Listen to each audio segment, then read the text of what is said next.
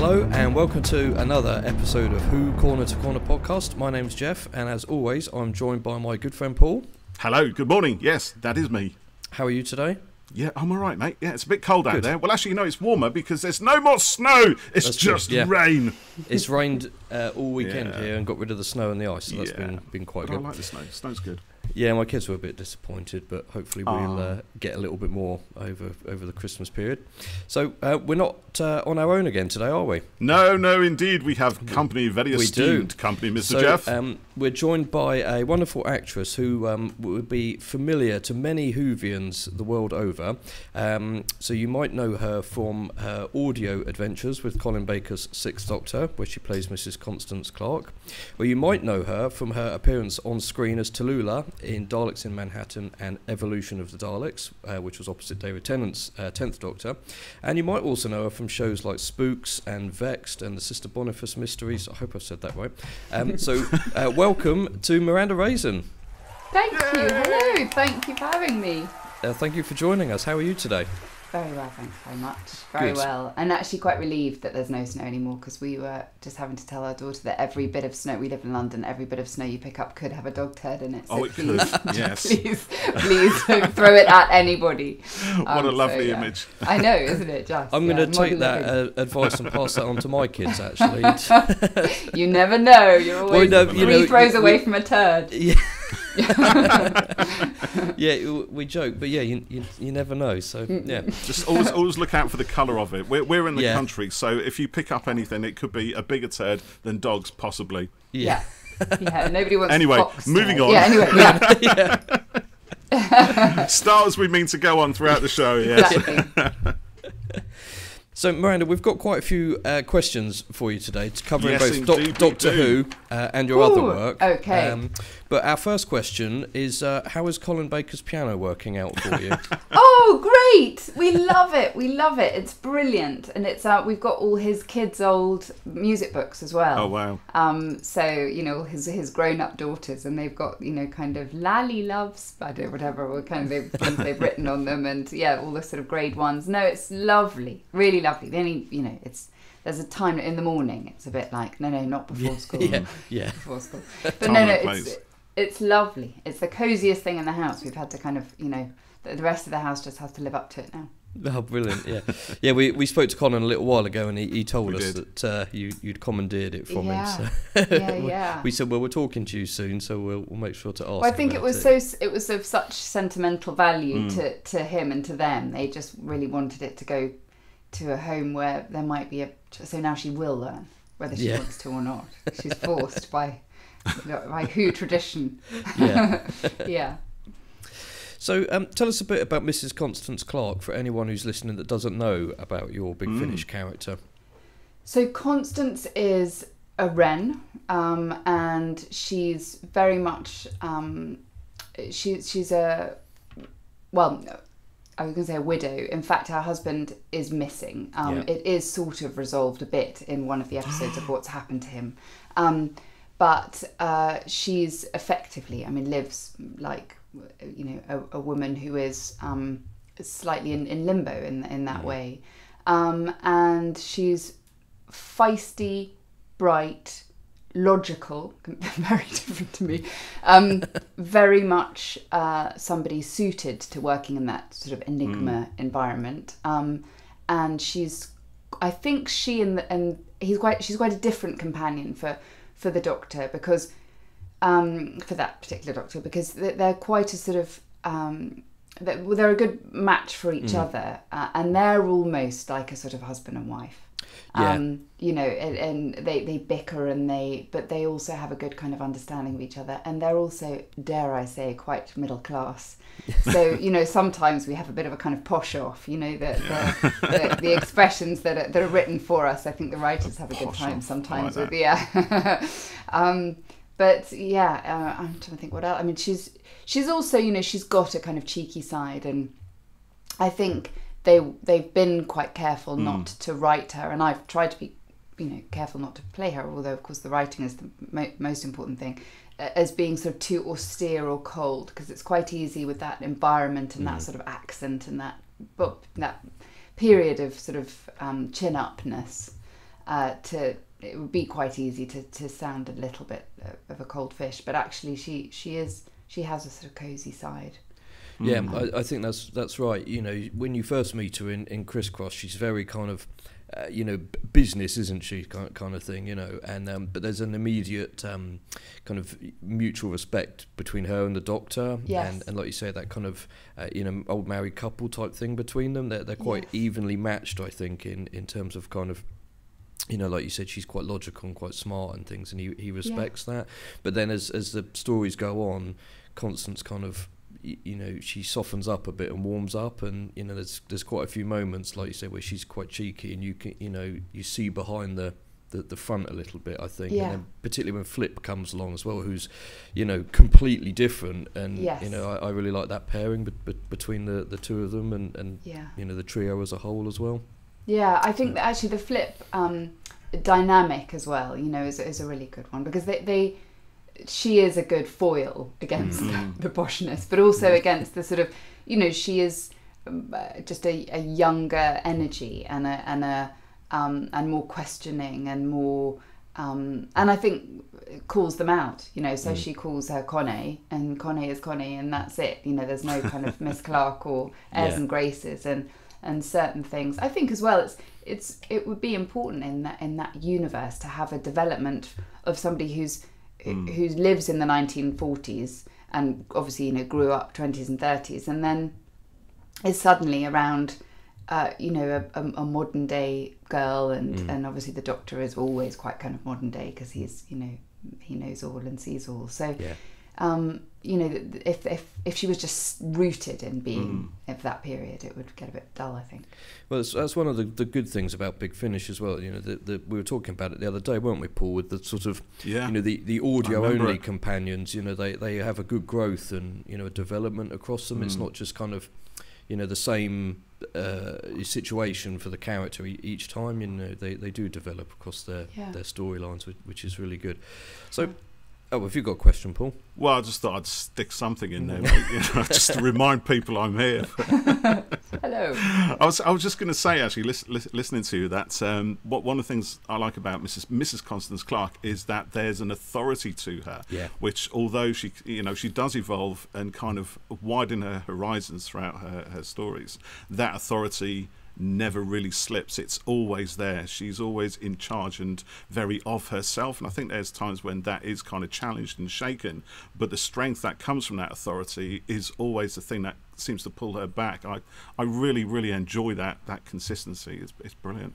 Yeah, it's fun to play. I think any session, and for me it happens almost more with video games or doing something like Doctor Who, sessions where you leave feeling just either you're walking a bit taller, or you just feel a bit kind of jollier, a bit tougher, a bit something, and it has to be kind of, again, good quality writing that you're working with, but it can have an effect on the rest of your day. It's like a good therapy session. Oh, that's good, isn't it?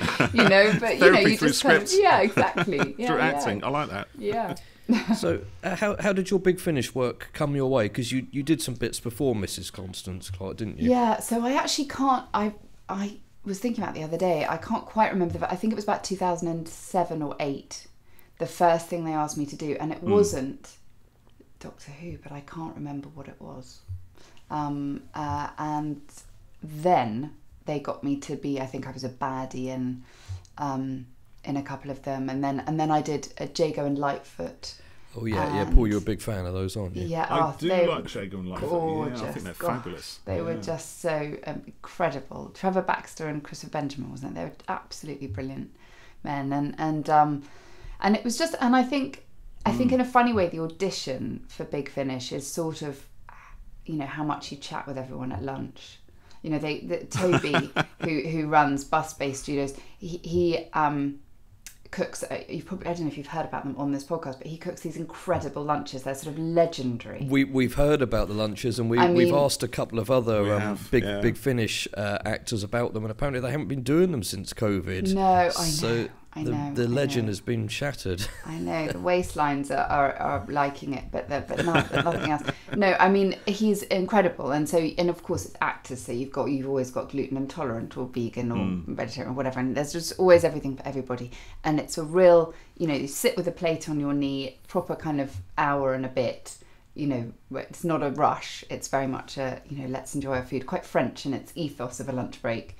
And you just sit and natter. And I really think that is probably based on my ability to just not shut up. They were like, do you want to come back? And you obviously like it here.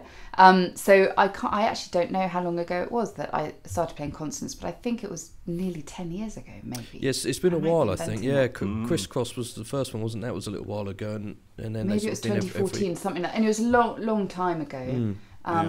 And then, of course, every one you read, you think, as I do with most scripts generally, you think, is this the one where I get flung into the cosmos forever? Or exactly, shoved in a dark void forever. But even if that happened, there'd be, there'd be a way to come back. Yeah, the timey-wimey stuff, there could be adventures we haven't heard before that, or there'd be a way to come back after That's it. True.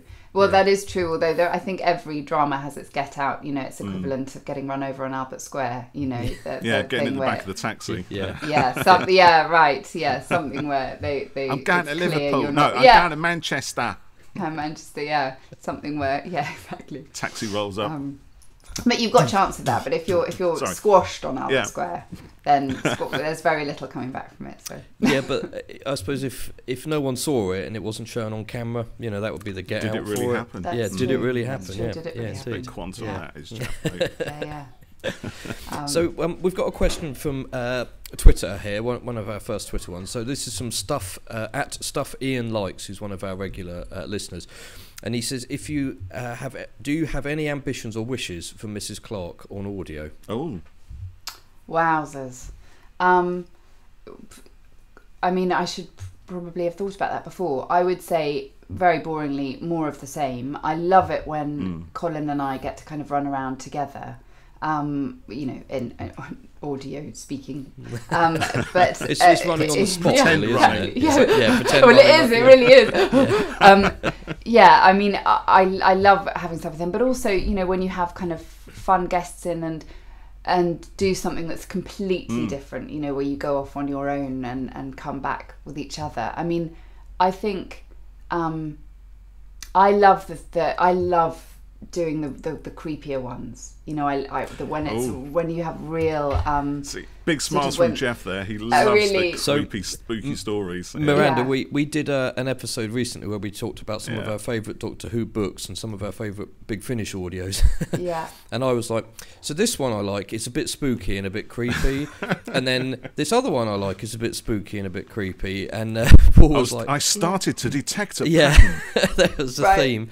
So, for example, Static is one of my favourites with you and Colin, and I recommended that to you, didn't I, Paul? You did, and I listened to it because I'm good like that. And you are good, and it is really creepy and unsettling and a great idea. So like you're saying, I love them when they're like that, because the show itself kind of, particularly in like Tom Baker's era, does a bit of kind of horror and leans into that, but less so in the modern series. There's little bits, but Big Finish, I think because of the beauty of sound design and that kind of stuff that they can do, they really go into it. So like the Lovecraft Invasion was also quite kind of spooky and or weird, more weird spooky, I think, and that was another great story, and like you said, you kind of got to go off on your own a bit in that one, didn't you? And then come and back also the thing, I mean, I'm not an expert on it, but the thing of when the creepiest films, the creepiest things, they're not the most high budget.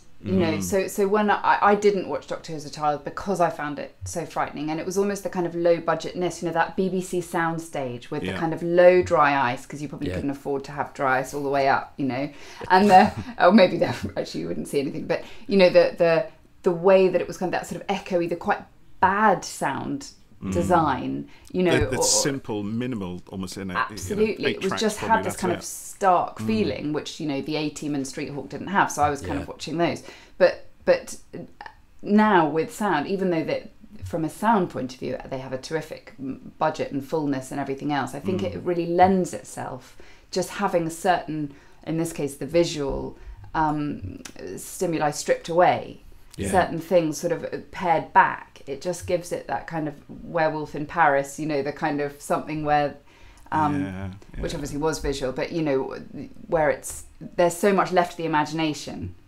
that I think one's imagination can actually fill in gaps in a creepier, in a more horrifying way exactly. than when you see it, when you see the shark, you know. Go as wild as your mind will allow you with it. So we've got another question here from Pridonian06 on Twitter. If Mrs. Clark could have any adventure with any other Doctor, who would you go for and why? Oh my goodness. I mean, the first that come into my head is probably not the most original answer, would be Tom Baker or David Tennant. I mean, I've never really watched Tom Baker's Doctor Who's, but everybody so David Warner, who has voiced quite a lot for Big Finish, who's obviously a complete legend, and he played Hamlet, a legendary production of Hamlet in the 60s. And he wore this kind of big scarf and everything. And it was all kind of based on Tom Baker's Doctor Who. You know, when you have actors who come in to do Big Finish, they talk about him in such a way that to start with, I was like, all right, you know, it can't be that brilliant. But actually, you know, it's been so all-encompassing, the kind of, I think he really made it a religion, if I'm allowed to say that. You know, he was this sort of... again, I don't want to, you know, I'm not an aficionado on any of it, but there's something so compelling about him and just his voice. When I've heard him do voiceover on anything, you know, narrating something, it's quite incredible. Totally. And I'm sure he'd be very naughty. And and David is, as I'm sure I'm the 80th person on your podcast to say, he's the nicest actor. He's just so... you know, the number one on the call sheet really sets the tone behaviourally down a cast list and across a crew list actually as well. And so if you have somebody like David Tennant, who is patient and kind and has an incredible work ethic and never messes up a line but is very kind if somebody else does, you know, that kind of thing, you actually can't have people crashing about being a huge ego because it just, well, no, they wouldn't last 5 minutes. And they certainly wouldn't be invited back to the party. So that's the thing, isn't it? Yeah, and he's just fun. He's just really fun and really funny, and yeah. So, but my Doctor Who growing up, even though I didn't really watch it, but was Sylvester McCoy. Sylvester McCoy was the sort of the face that I had when I was asked to do Doctor Who in 2007, the television Doctor Who. Television, I sound like my mother. The television Doctor Who. It was Sylvester McCoy I had in my head. Yeah. Same as you, Jeff, isn't it? Yeah. I was watching Sylvester, you know, when I was young, and you know, can remember when it finished, and you know, being disappointed by it. And I've told Paul this before, and I remember being at my grandparents down in Cornwall and saying, "Oh, can I go and watch Doctor Who?" And my dad saying, "No, you know, we're here, you know, Gran and Grandad." And my gran going, "Oh, let him watch it, dear," you know, and going in and sitting in the lounge and watching it, you know, and it does sort of, you know, it sticks in your mind, doesn't it? That's something when it's kind of important to you like that, when, you know, at any age really, but you know. And Paul, well, they obviously saw something like, no, this isn't just him wanting, you know, to get away with watching telly. It's So and like for you, Paul, you know, it kind of started a bit before that, didn't it? Yeah, thanks for that, Jeff. Yeah, you might point out I'm a little bit older. That's fine. But yeah, it's interesting what you're saying, Miranda, about Tom Baker, because I think, I mean, throughout the whole end of the 70s and way into the 80s, even when he wasn't the Doctor anymore, that his dominance, his presence, and that silhouette that he had with the hat and the scarf and everything else was just Doctor Who. It was just the iconic Doctor Who silhouette, wasn't it? Yeah, for a lot of people, that, you know, his Doctor and the image of it is Doctor Who. And you know, I was watching something on Netflix recently, the Midnight Club, I think it was, and one of the kids, they dressed up for Halloween, and he had the floppy hat and the scarf and stuff, and someone said, "Who are you?" He said, "I'm Doctor Who," you know, and in a kind of teen orientated show, to have that kind of a reference in it, you know, it shows how kind of enduring his Doctor is still. I think Mrs. Clark and the Fourth Doctor would be great. Maybe we should petition Big Finish that to would be a good get one. on it. I'd be great pay fun. them to see. And of course, with David Tennant, you worked with him on TV as well, didn't you? In Daleks of Manhattan. Yeah. He was just, as I said, total dream, and it was this extraordinary world, because actually, I suppose there'd been Christopher Eccleston's Doctor, and this was, I think it was the third series of David Tennant. Was it David Tennant's second or David Tennant's third? I can't remember. It was his second, wasn't it? I think it was his second. It was the third series of the show. Yeah. So it was already become, but it wasn't quite. To my memory, anyway, it was sort of still emerging as this. Yeah, it was still finding its stuff, wasn't it? Still testing the format. Yeah. So I was sent the character, and was told, that I can't remember who they said it was sort of based on. I think they just said, that certain sort of 1930s New York, Manhattan. But I had just watched what has since become one of my favourite films, which is Adam's Rib, with Judy Holliday. And in fact, Judy Holliday is a supporting character, but she won the Oscar for Best Supporting Actress. And she just sort of had this way of talking that was I was like, I want to do that. So whatever happens, I'm going to shoehorn that into a job at some point. And then this came up. So already when I got it, it's very roundabout answer to your question, but when they asked me to do it, I was like, this is something to really have fun with. But you never quite know until you arrive on the job whether it's going to be that kind of feeling, or whether you're going to have a director who says, no, I absolutely what are you doing, Miranda? Exactly. That's not what we ordered. That's not at all. That's it. But actually everybody was game, and he was, David Tennant was, as I say, just total kind of charm and fun and funny, and also Freema was brilliant. Oh yes, she was lovely, and we're still in touch. She's a really great girl, and it was a big responsibility for her, suddenly to. It was kind of her first sort of major stuff, really, wasn't it? It was, and she absolutely, she wore it so well, and she did. She can't have been as relaxed as she seemed, but she seemed, a lot of the time when actors are tense or insecure, that's when they behave badly, and that's when they can be less than nice. But she was, I'm not saying she was tense or insecure, but if she was, it didn't show. Didn't show at all. She was totally. Just grateful to be there, and we all had a great time. Time. She's brilliant. Yeah. And Andrew Garfield as well. Hilarious. Of course, yeah. This is a hotbed of talent, wasn't it? Because I mean, you as well. Because I remember you from Spooks, and I remember when I saw your name in Daleks, I thought, Miranda Raison from Spooks, brilliant. I didn't, Andrew, whoever, I had no idea. You were the star as far as I was concerned in that show, because I remember your character in Spooks, and oh my goodness, sorry, brief diversion, but she went through the mill, and I was riveted throughout, because it's quite a few series you did of that, wasn't it? I did 5 series of it. 5 series. I mean, spanned 5, I think. Halfway through 4 and left in halfway through 8. I mean, she did, and I believe one of the sort of scenes, storylines I did is still one of the most complained about moments in BBC. Oh, is it? Brilliant. So, you always want a few of those. Just for its kind of there's quite a few in Spooks, though, isn't there? It kind of pushed the envelope as to what might be considered acceptable. It started with the Lisa Faulkner, which I think is ahead of my moment in terms of complaints. The Lisa Faulkner deep fat fryer incident. I've never been able to shake that from series 1. I think that one. I think it was possibly the most shocking thing. It was horrific because really she was the most famous person on the show at the time, because nobody, Matthew and Keeley and David Yellow weren't yet. They were still up and coming. And she'd been in Holby City for years, and she was beautiful and playing the kind of fresh rookie. And it happened like 3 episodes in the most brutal. It was awful. I can't watch series 1 of Spooks purely because of that moment. I was just too too horrified by it. And it wasn't like I was a kid at the time. I was, I was a grown adult watching an adult show, and I'm thinking, oh my God, I can't handle this.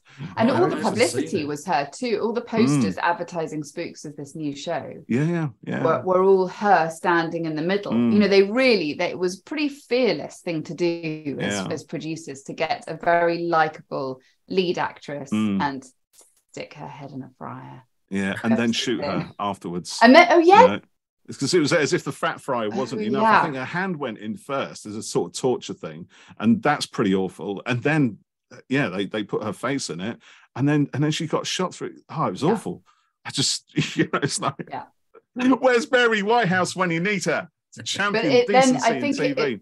It was a good moment, though. It set that precedent, though, as well, for that show. It did, of no one's safe. No, exactly. Anything can happen to any of these characters. Yeah. They're not safe at all. And I think that's a good thing for a TV show to have.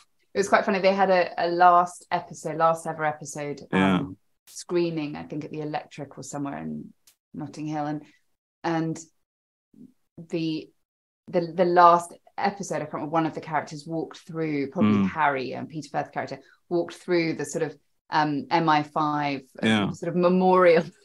And there were just all these names of all that, I was like, oh yeah, I remember the day he was told. I remember, totally. And then, and then it got to like Joe Portman, and I was like, sayonara. Was that quite a big launching ground for you? Because I know you've done acting before that, hadn't you? But was that kind of your first big major role in a TV? It was my first sort of regular in a series. I'd done a few kind of, 3-parters or that kind of thing. I'd done a bit.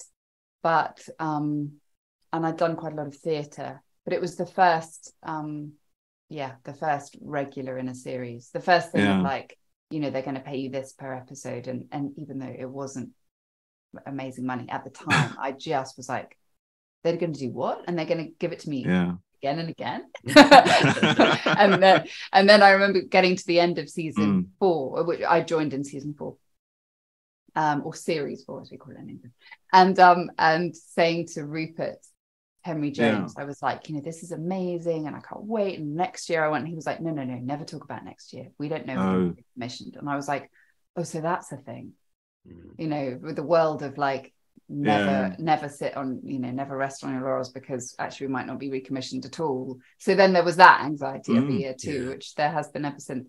Although the series I not to shoehorn it in, but the series I'm doing now was the last series was pre-COVID, and we sort of thought, oh, that's probably cancelled and gone away, even though nothing official's happened, and then and then it came back again, so you kind of never quite know what's going on. Yeah, no, you don't know.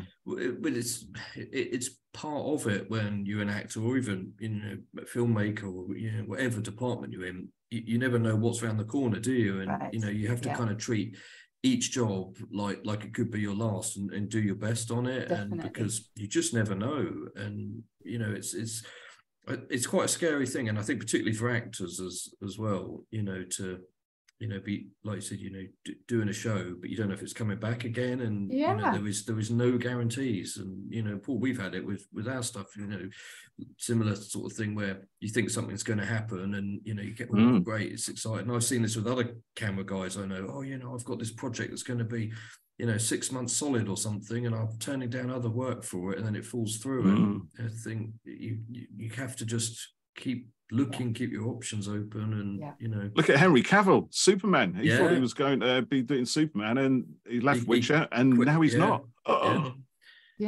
couldn't handle that stress. No, apparently not. No. And they gave him permission to kind of tweet out that he was returning as Superman in the next bunch of DC films, and turns out he's not. For the next Superman film, they're focusing on Superman as a boy. So they decided they didn't then want Henry Cavill to do it. And the studio leadership changed in between him being announced as returning, and then they were like, we don't actually I thought James Gunn was a decent guy, and now I'm shaken, mate. But they must give him some recompense. Something. I don't know. I don't know. He'll have what do they call it, pay or play, where because it was quite a famous one where Nicolas Cage was going to be Superman years ago, and then it didn't happen, and he still earned 20 million or something for it. Wow. I'll take that. That'll be right, wouldn't it? Okay, I mean, you know, I'd love to be Superman, but I'll just take the money. It's fine. Just don't worry. Settle for that. You go on and get some young guy playing it. It's only actors who mind. It's really funny. I did a film when actually was my first job back, having had my daughter, and it was all quite, you know, and it was a big studio. Was this in South Africa? No, it wasn't. It was in England, and I'm not in the final cut, I might add. And I had quite a lot to do in the film, and didn't make the final cut. I mean, they actually reshot an entire storyline. They did like weeks and weeks of reshoots. Oh my goodness! Did a whole different thing because they thought that this particular storyline was maybe too dark for children. It was anyway,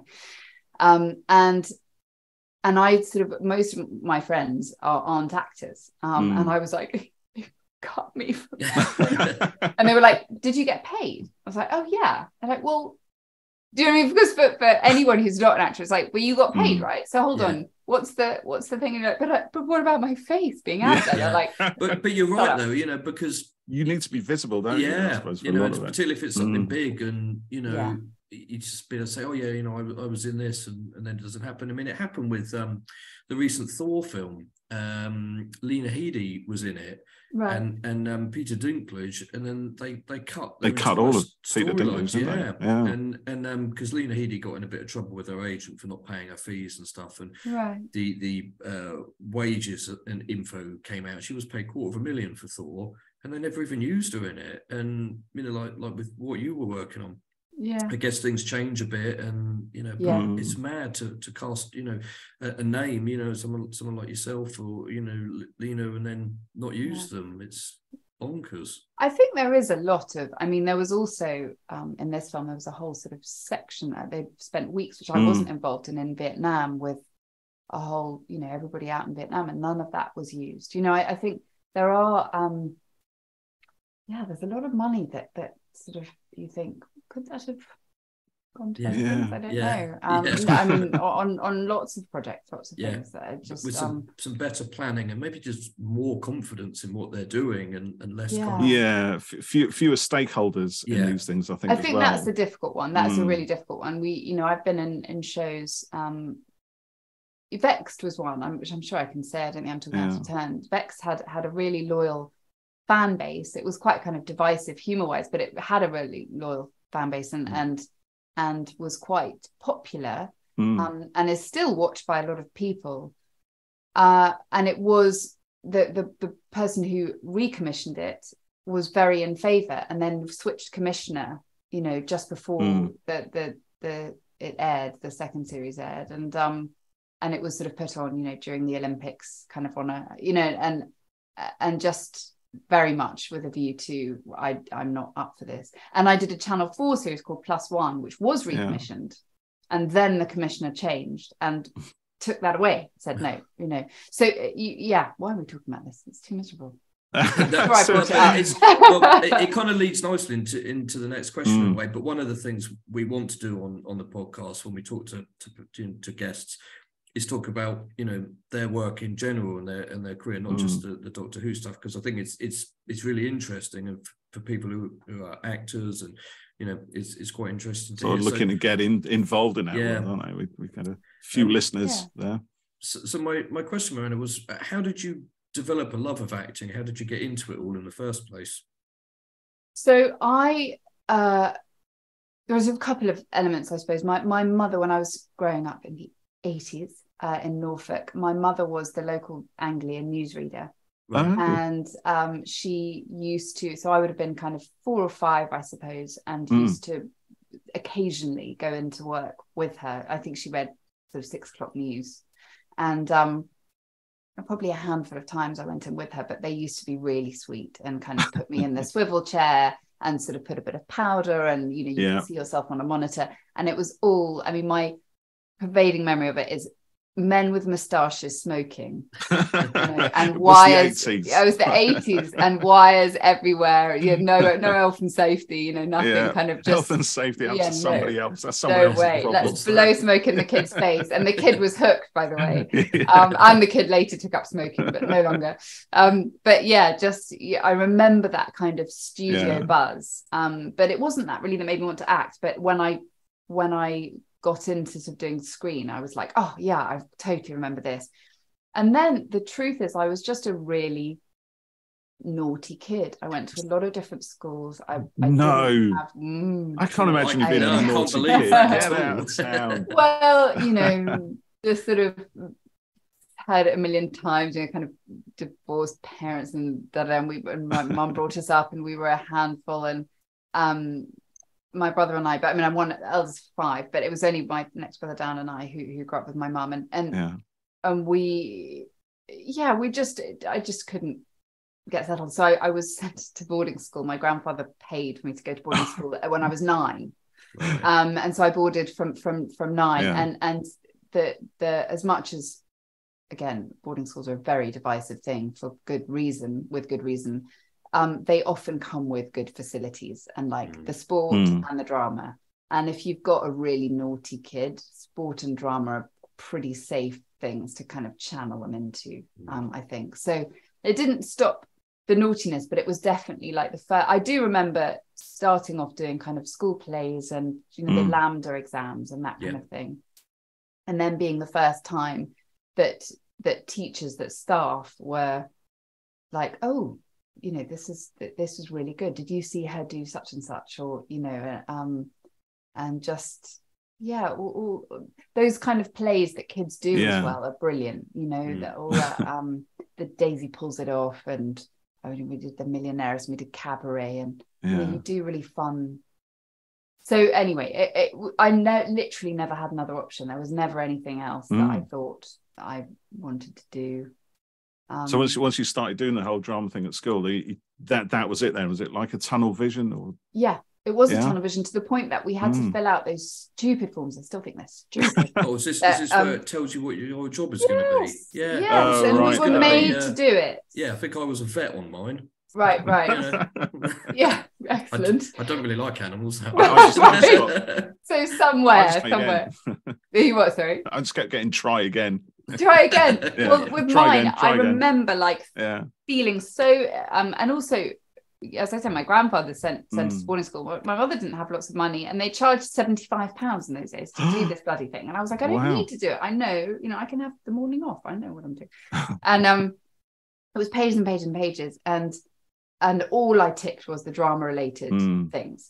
Tick, tick, tick, tick, thinking they would come back and say, well, you must have a job. And it came back as being rigid and something, being inflexible, closed-minded, inflexible, exactly that kind of thing.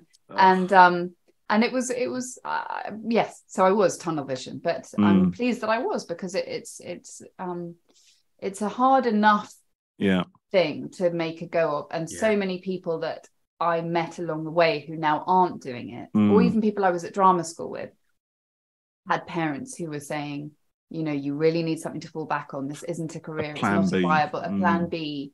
And a plan B is not always, it's a bit like growing up with a lot of inheritance. It's not always necessarily going to be the best thing in the long run. No, that's it. I always think, if you know that you've only got one plan, you have to make it work. You kind of got to make it work. And that's got to come from within, really. You've got to have that self-motivation and that drive to do it, and take all the knockbacks, take all the hits, push through them, and do it again and again and again. Yes. Be better, and not just say, well, they don't understand me. It's not about that. It's about listening to the feedback, changing your approach perhaps, and learning from each experience and moving on, getting the next one until you make it happen. It has to. That's my feeling on a lot of creative careers, I think. And I think you're right, Miranda. I think you have to be tunnel vision on it. Like for me, I wanted to get into filmmaking, I'm useless at anything else. So if it didn't work out, I don't know what else, what else am I going to do? What else am I going to do? And my dad was,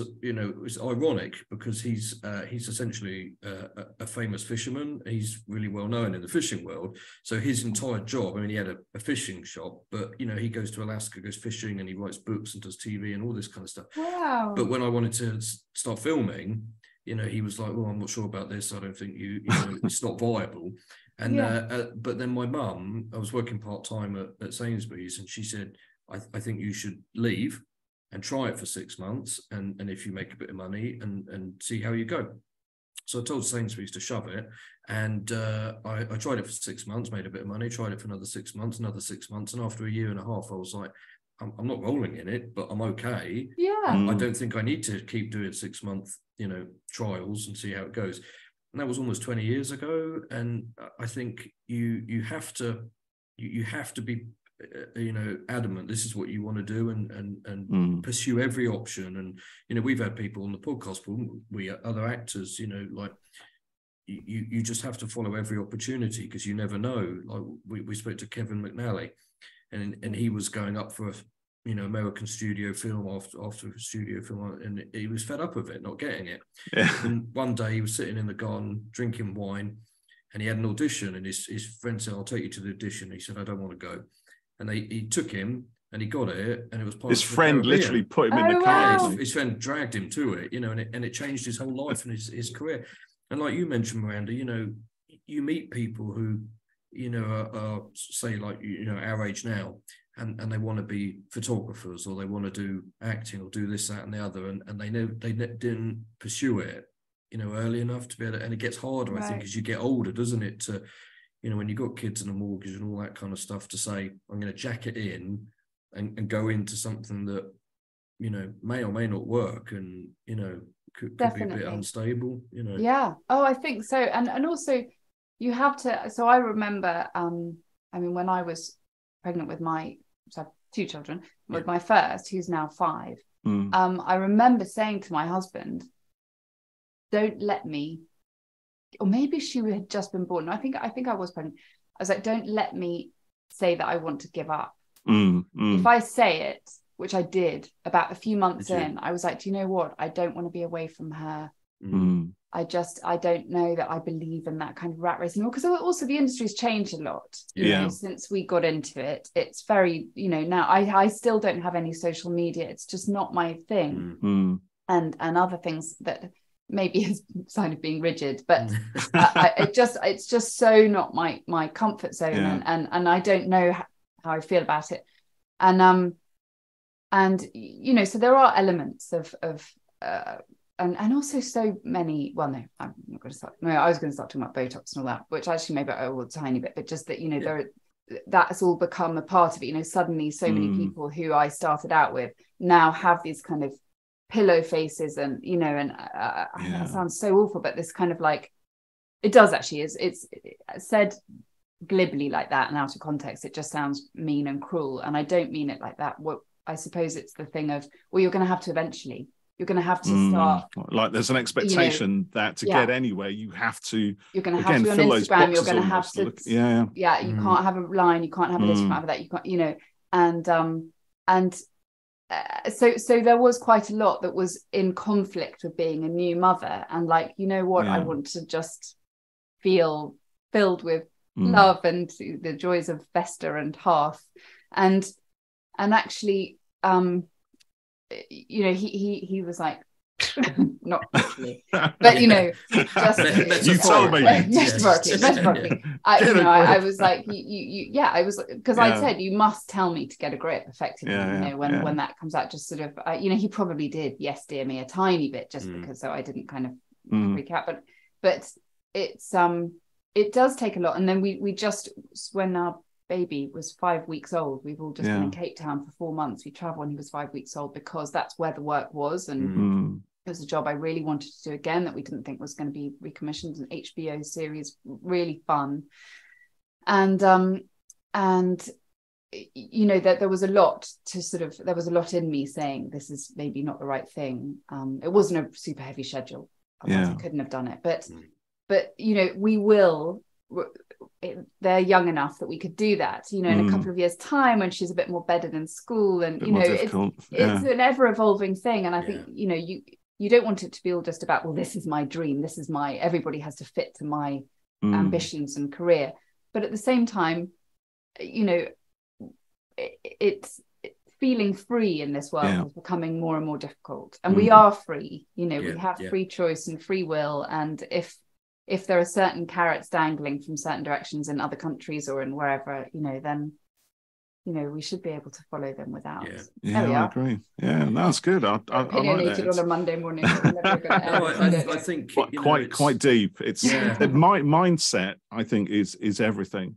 You know, and it's very easy to have that affected by everything you see going around you, by the pressures of you have to look a certain way, you have to behave a certain way, you have to have, you know, a load of social media accounts in your toolbox, and, you know, and so on and so on and so on. It's, you know, whilst there's a sort of the idea that now we can kind of pick and choose and we're a lot more free, it's very easy to become enslaved to other people's ideas of what your freedom actually looks like. So I think maintaining kind of strong mindset and a degree of confidence about yourself is very essential, but very difficult to achieve. And maybe some of that comes through experience. Gosh, we are getting deep on a Monday morning. What am I even saying?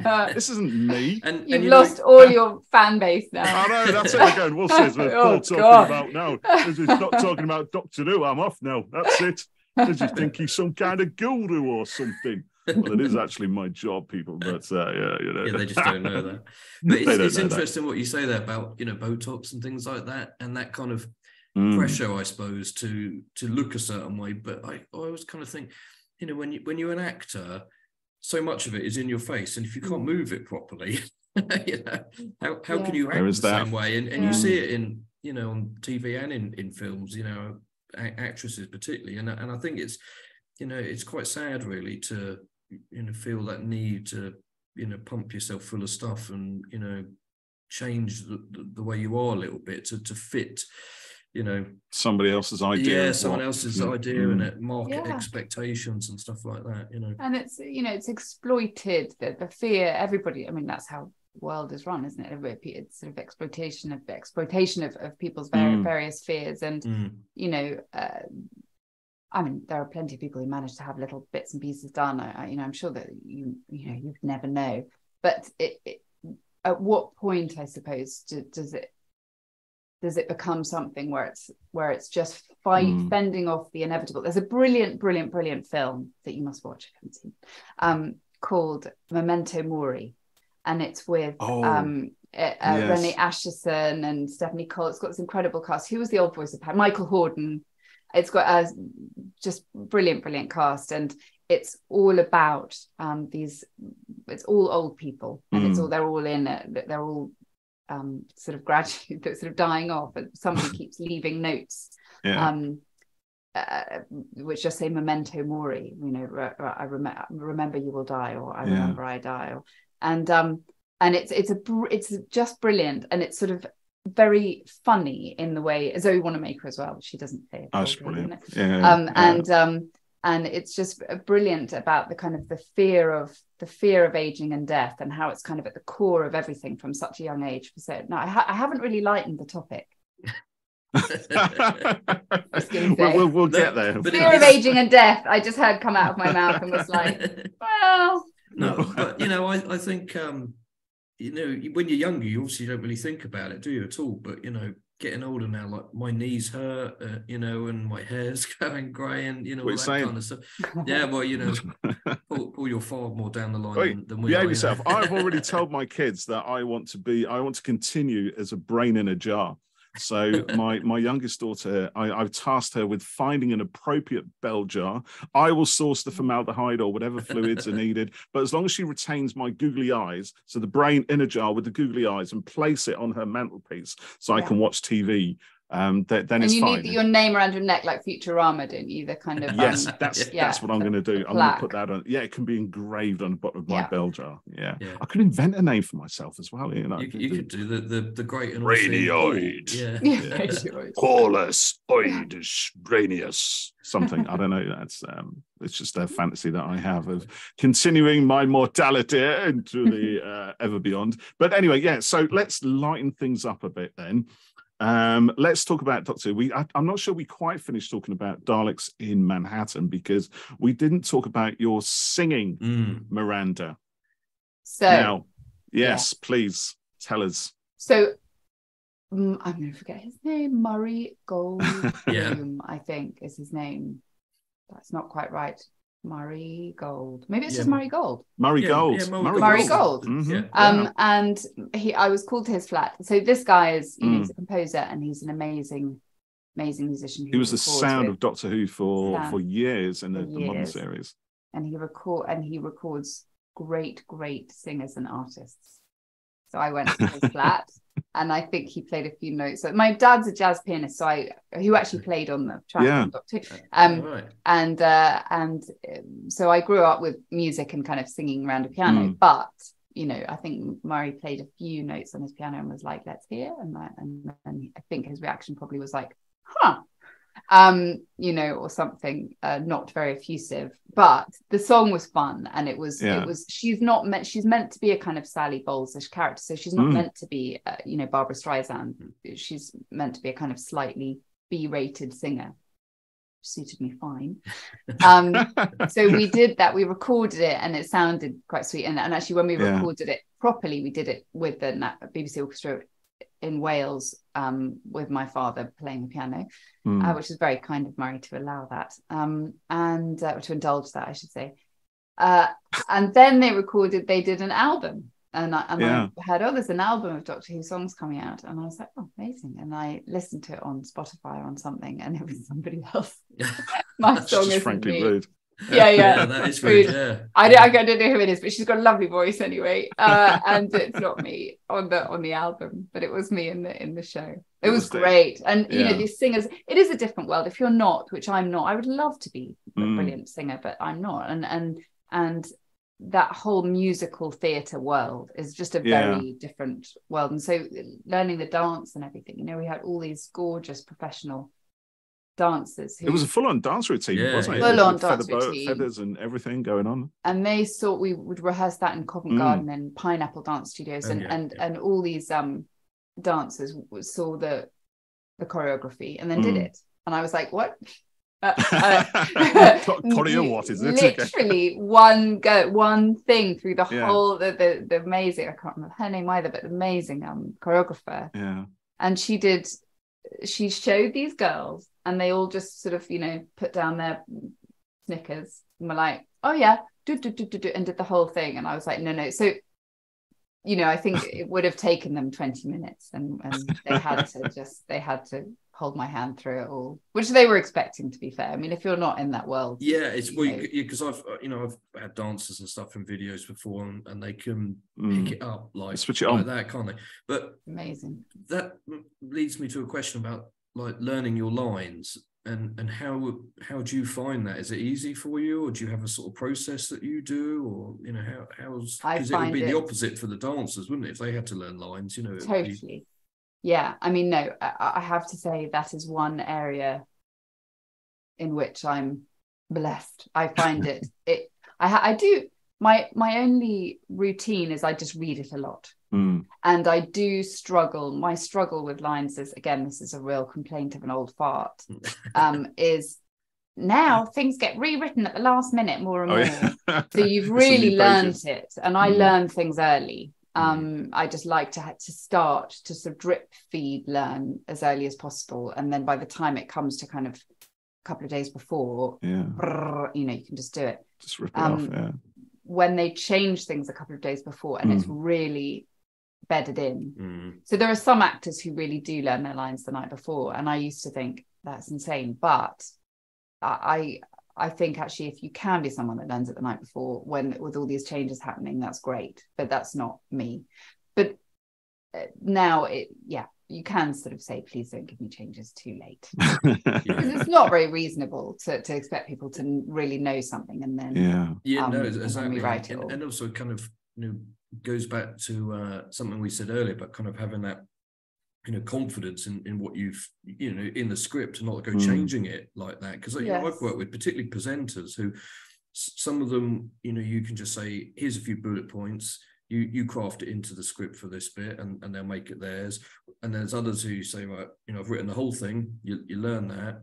And then there's some who you can say, actually, sorry, this has changed now, and they get it and it's fine. And then others, they've learnt it so rigidly that you can't throw a change at them, and it throws them off course on it, which is absolutely fair enough, because like you say, Miranda, if you've learned something, and I'm talking about, like, we've just done a take, oh, by the way, this has had to change, and it is difficult, when you've kind of, got it logged there. So I find it fascinating how different people work with, learning lines and, delivering stuff on screen and stuff like that. But I can imagine when you've got it all, logged in there, and then they change it. And then when you've done the scene, is it just gone? Does it just clear out?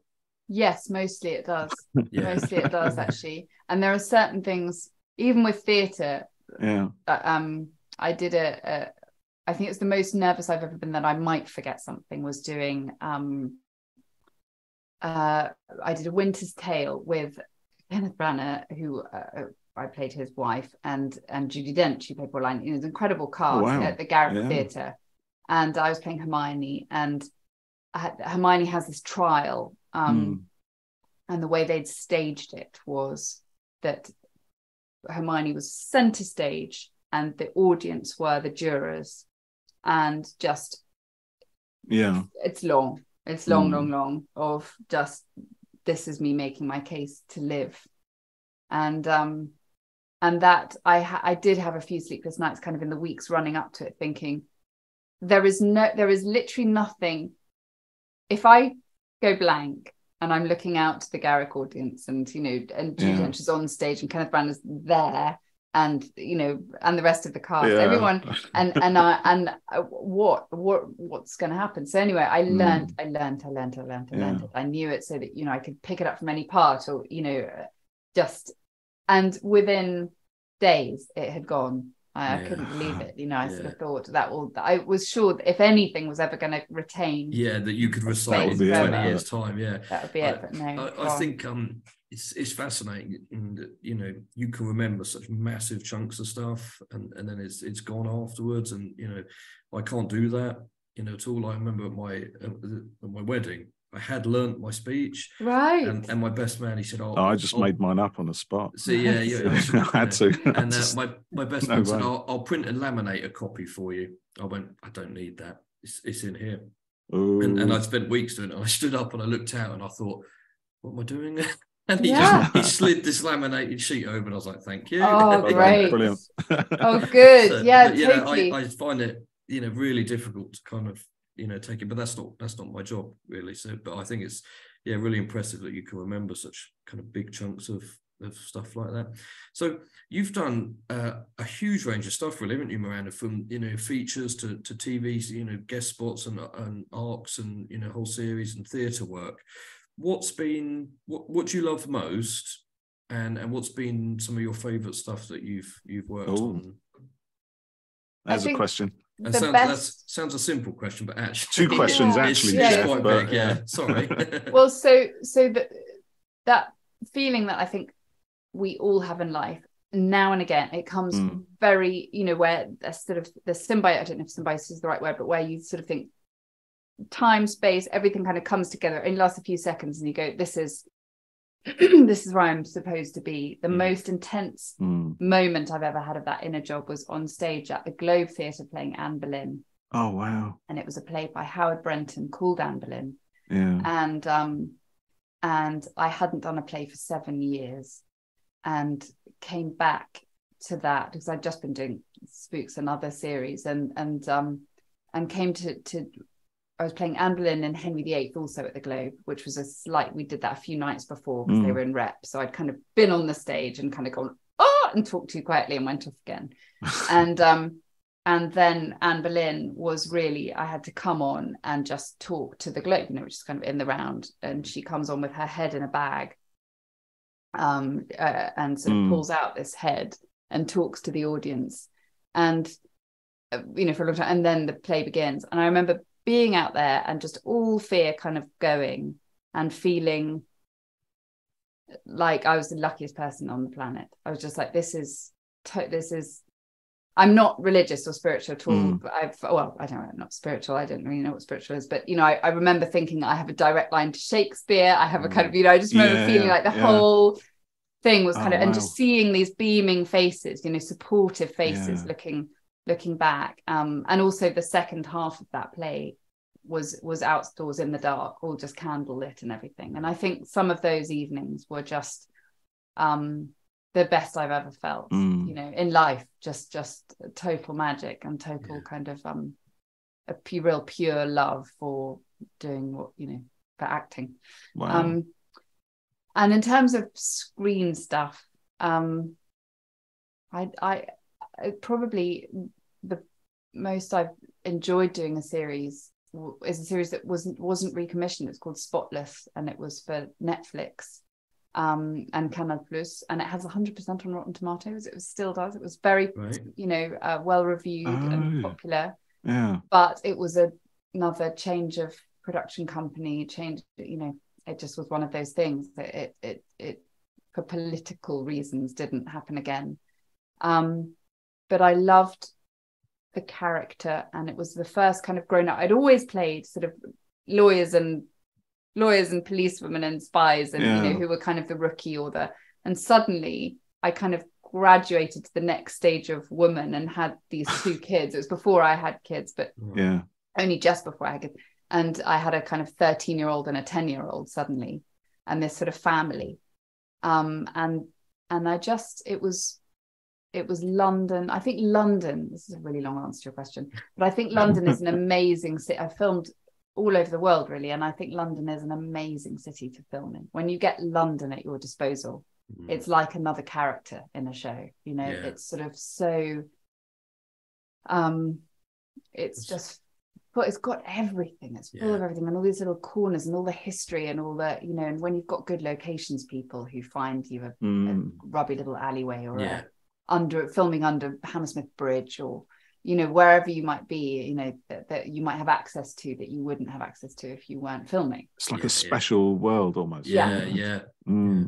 Totally. And normally on a Sunday, Sunday is the day in London when you're filming where you're there on a Sunday because you're in a location that would otherwise be unavailable. And so you get these incredible. Look at us, we're kind of privileged in That's here. it. We're occupying this space. Do you have any sort of? Because I mean, you played characters across many genres. I know you're saying like police and spies, and there are a few of those, but you've done. Yeah. I mean, I'm just looking at your sheet, your IMDb list. It's massive. It's immense. So many things. Do you have any favorites? Genres, or do you prefer something above another, or you just like to keep it mixed up? I just mixed up, really, genuinely. I mean, I think there is some truth in what people say about like filming comedy is quite a serious business, and filming serious business is just ridiculous. In my experience, you kind of the more intense the scene, the stupider you are on the day. So and so mixing it up, and also even just between the genres, theatre and television. I'd love to do more film. I've had lead roles or been number one on the call sheet in smaller films, but I've never had like the lead in a big movie, which would be nice. But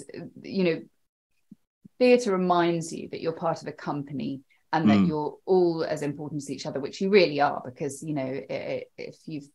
if you've got 6 lines in a play and you don't say them at the right time, or it affects everything. It affects everything. And then that's a good energy to bring to filming, which doesn't inherently have that same kind of everyone is equal. There isn't really. There might be a number one dressing room, I suppose, in the theatre. I've never had it. But there's, let's start that campaign right now. Yes, exactly.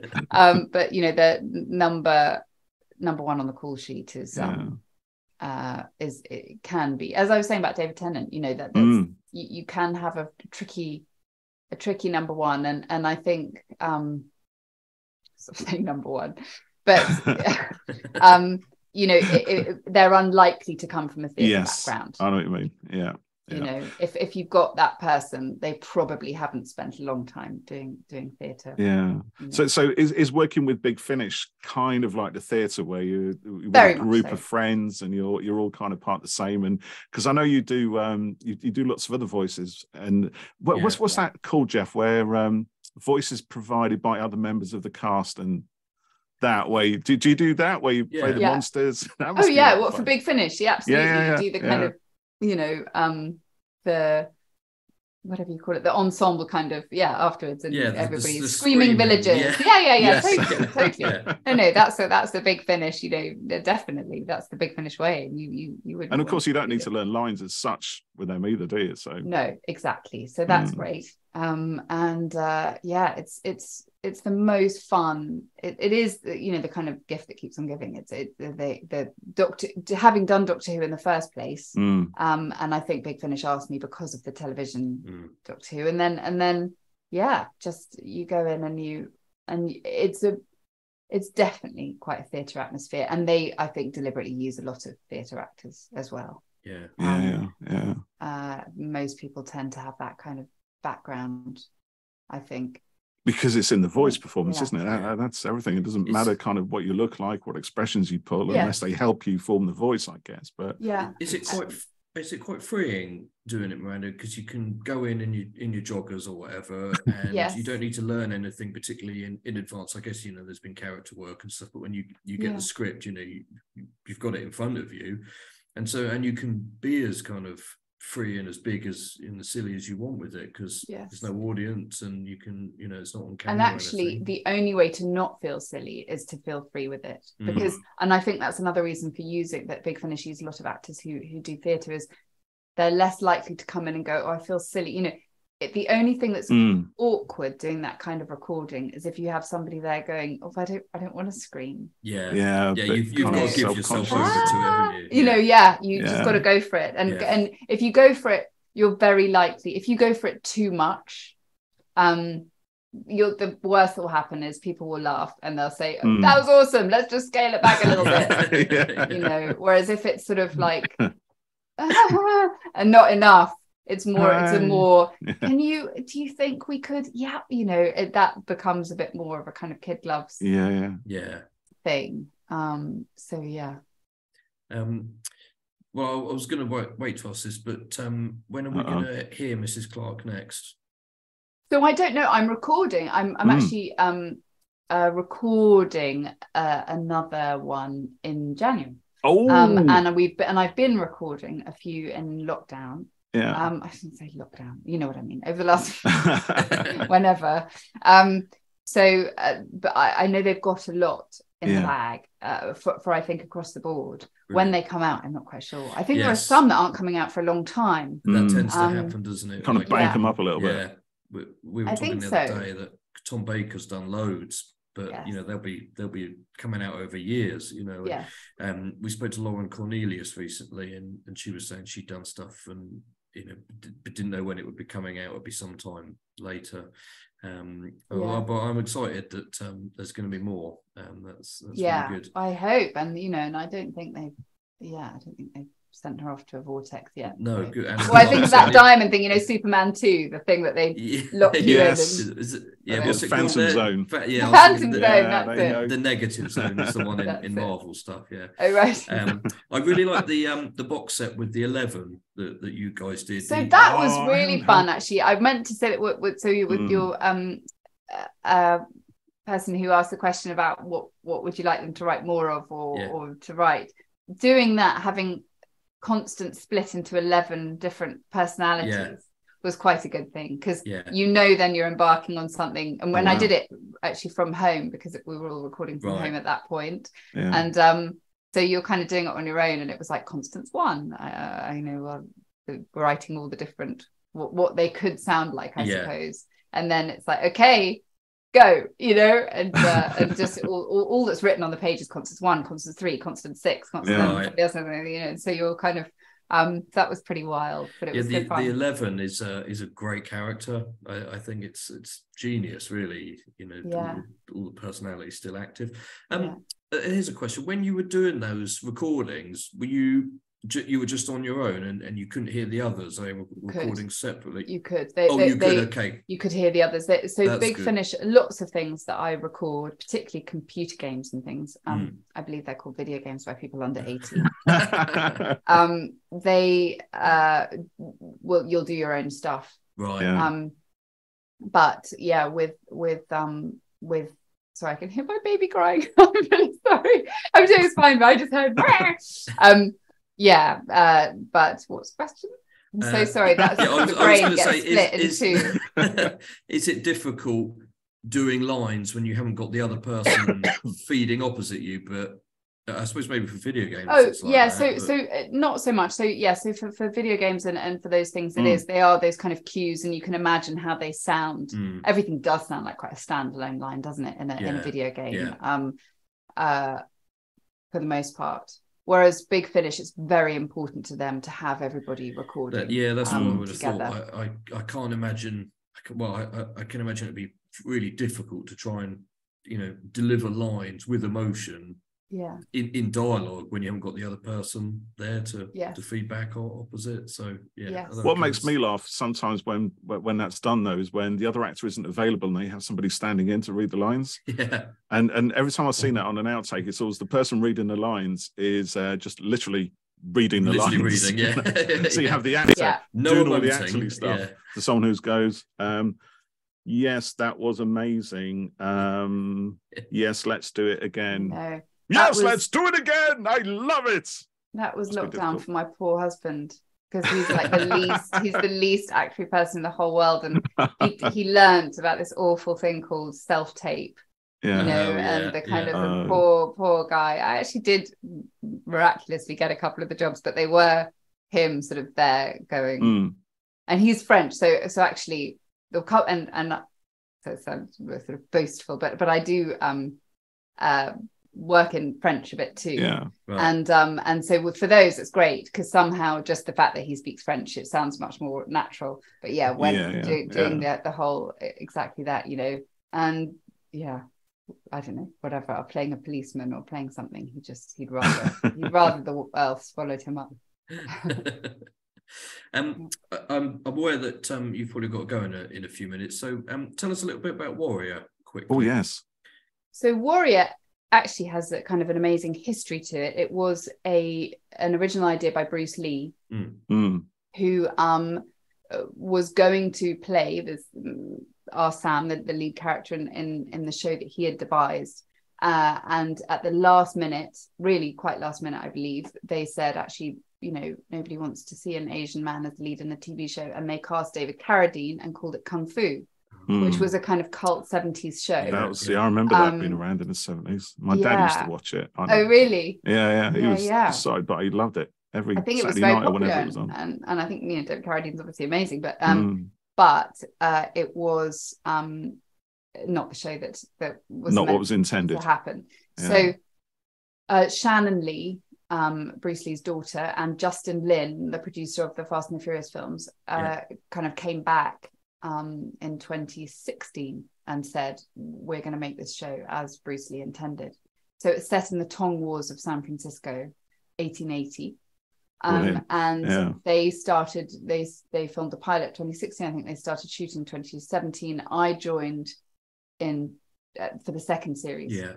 And I play a kind of wealthy gun-toting widow. She's based on a real woman called Donaldina Cameron, who rescued the Chinese child prostitutes from the crib brothels in Chinatown. And she was an extraordinary woman, Donaldina Cameron. They've kind of sexed her up a bit like that. I just mean, my character's, gay and has quite a lot of intrigue about her that maybe Donaldina Cameron didn't, certainly not on Wikipedia. But they, So we didn't think that it was going to go again. We all filmed it all in Cape Town, and obviously Cape Town was very hard hit with COVID and everything, and so it was nearly 3 years between season 2 and season 3, but we just shot season 3. You mentioned earlier that you did, and then COVID kind of broke it up and stuff. So we just got back in November. So right, brilliant. Did you get to wear the whole kind of like period costumes and stuff like that? That must be a lot of fun. Of course, it's quite handy when you've had a baby 5 weeks before. Well,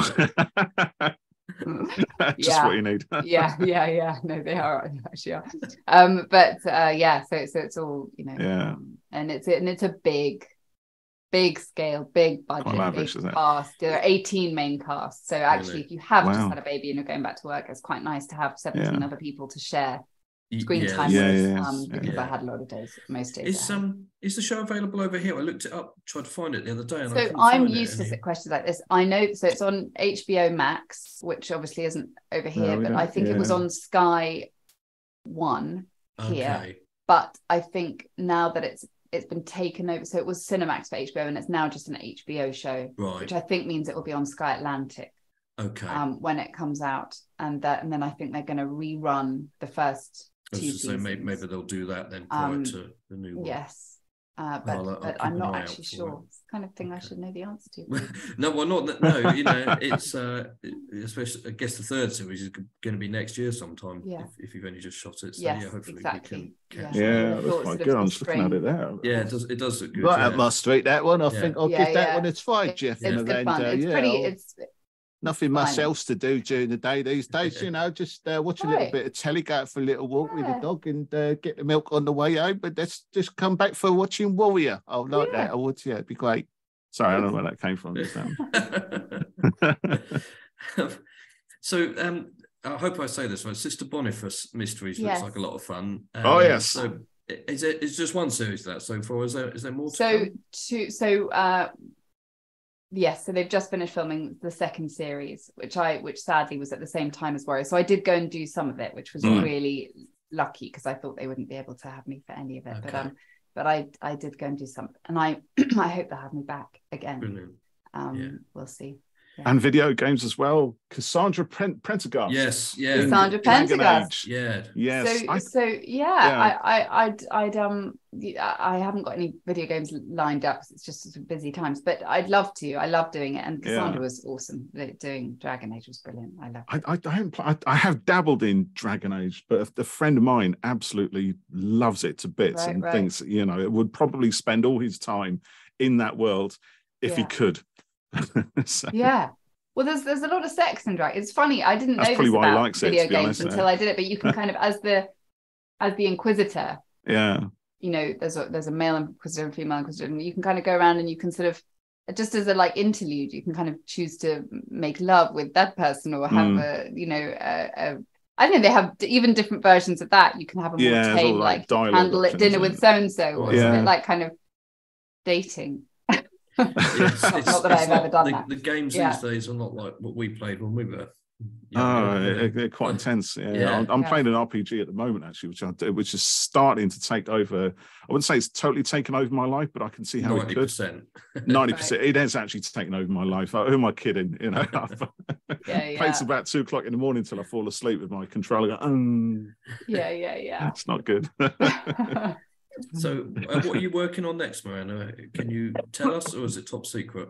So it's sort of secret only because we haven't sort of quite done the deal yet. But it starts next February and is in the UK. And just need to work it all out with family and all that kind of role, juicy role to get nice, nice role, and sort of you know, with a little bit of a nutty edge to her. Ooh, I shouldn't say anything else. But is it nutty film edge or TV? TV. Okay, all right. That sounds interesting. TV. Yeah. Brilliant. Yeah. Brilliant stuff. We should probably let you go. We know you've got family there and Christmas to prepare for and all of that sort of stuff. So it's been an absolute pleasure talking to you. You too. Do you know, quite often when we talk to people, we feel genuinely like we could talk for ages and kind of only scratch the surface of stuff, and and it's fascinating talking to people. So yeah, maybe we can do this again another time. Love to. Thank you for having me. Yeah, you're welcome. Thank you very much. Brilliant. Thank you, Miranda. It's been an absolute delight and a pleasure. Thank you so much.